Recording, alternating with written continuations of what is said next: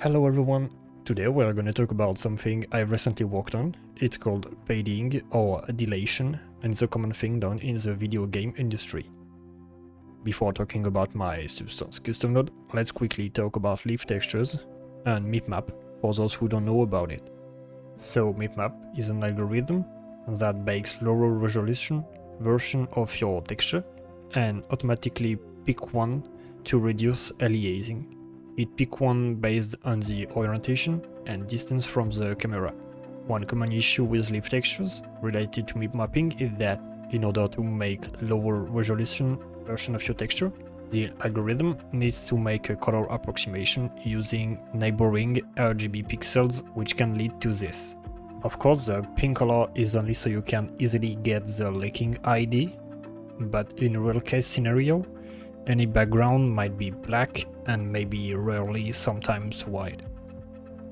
Moreover, you can have MipMap issue with alpha clip issue, which means that your background color might leak even on the original texture at max resolution, so the MipMap level 0. You might think, well, let's increase the alpha clip value in the engine, but increasing it comes with a major drawback. Your texture might fade out at long range or at sharp angle.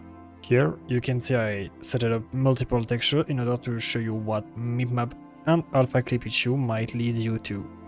Here are some examples with other anti-aliasing techniques if you're curious about it.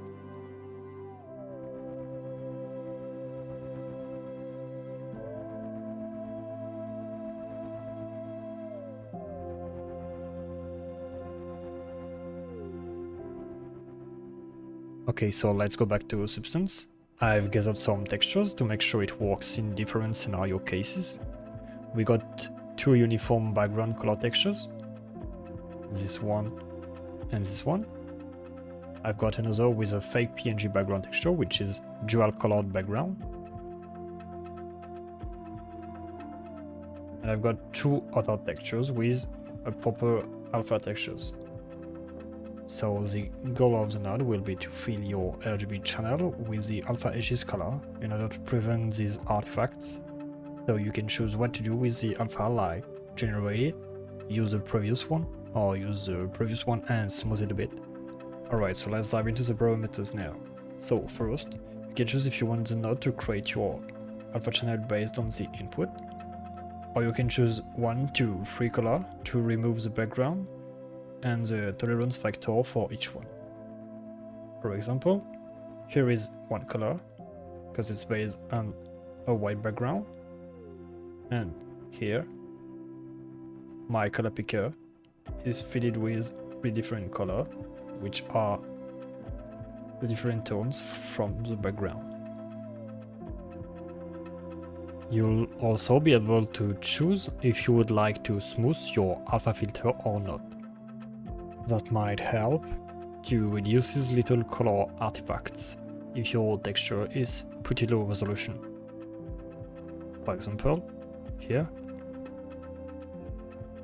if I disable, you can see all the artifacts popping. Okay, let's re-enable it.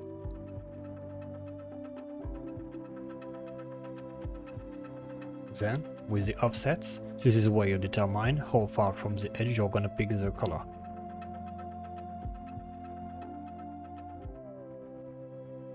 In order to preview the alpha of your texture, you can check preview alpha over there.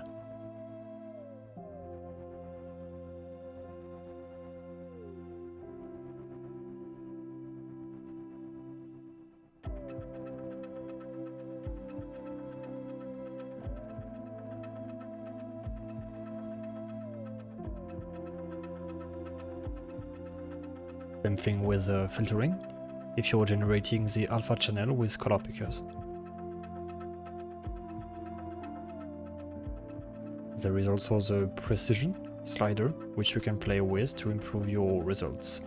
Over there you can choose if you want to use the alpha from the input or if you want to use the custom one generated before. You can also tweak the smoothing and the blurring of the alpha.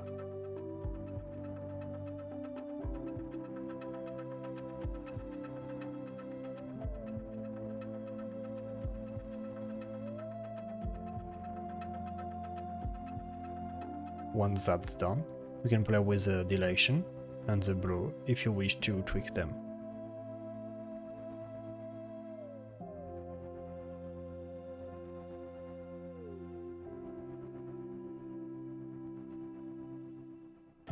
Do know that you can tweak the alpha input if, like here, you choose a color picker. Even if you already have an alpha background, it will generate a mix between the generated one and the input one, using the alpha channel influence. It might sometimes improve the previous alpha, providing a consistent looking edge, or can even remove some old edges artifacts. That's all for today. Thank you for staying by and have a great day. Bye bye.